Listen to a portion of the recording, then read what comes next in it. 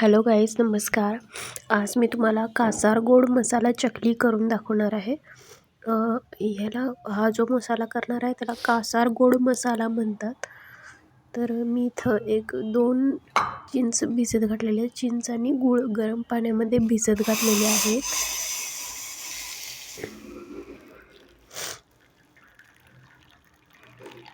थोडा 5-10 मिनटं भिजत ठेवायचं आहे. त्याच्यानंतर मिक्सरमध्ये मसाला करून घेऊया.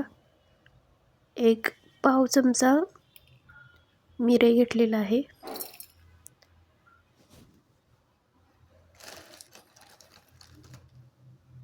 अर्धा चमचा धने घेतलेला आहे,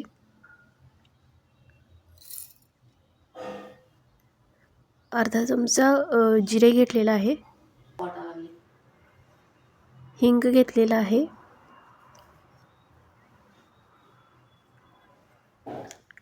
लाल तिखट घालूया, हे घालूया सेंधव मीठ, सेंधव नमक, त्याचा तुकडा आहे, सेंधव नमकचा तुकडा तो घालूया. त्याच्यानंतर बडीशेप अर्धा चमचा घेतलेला आहे,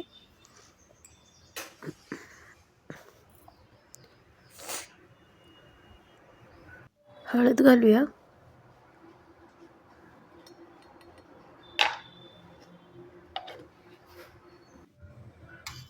आणि ही चिंच जी आहे ती घालून आपण मिक्सरला फिरवून घेऊया.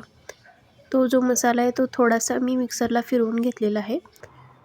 तर आता हे चिंच आणि चिंचेचं पाणी टाकून मिक्सरला फिरवून घेऊयात.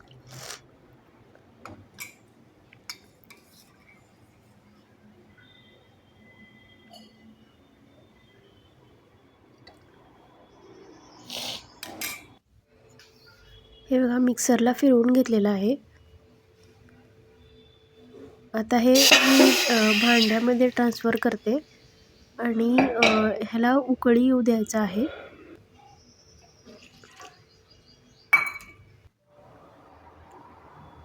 चवीनुसार मीठ घालायचं आहे.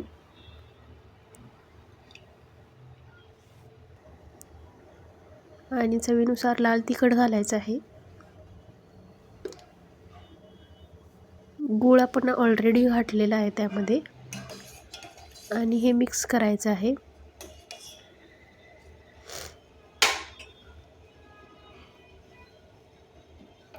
ह्याला उकळी येऊ द्यायचं आहे. 5-10 मिनटं उकळी येऊ द्यायचं आहे.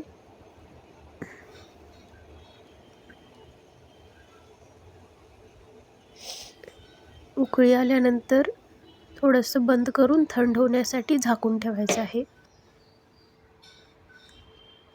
आता थंड झाल्यानंतर मी इथं एका बाउलमध्ये चकल्या घेतलेल्या आहेत.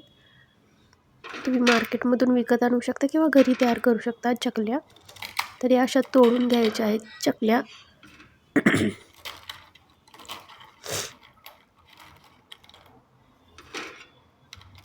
तर या अशा चकल्या तोडून घेतल्या आहेत,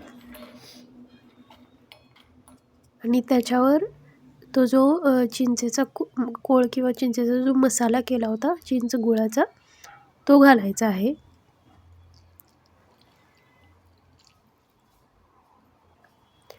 व्यवस्थित मिक्स करून घेऊया.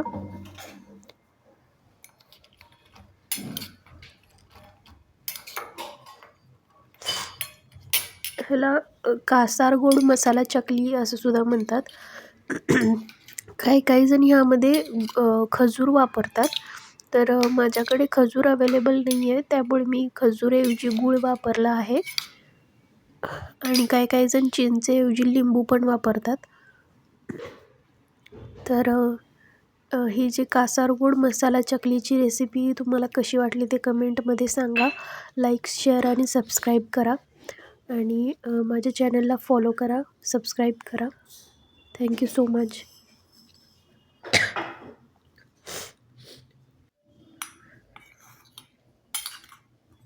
तर ही जी मसाला चकली आहे ती खूप सुंदर लागते, छान लागते. तुम्ही पण ट्राय करा.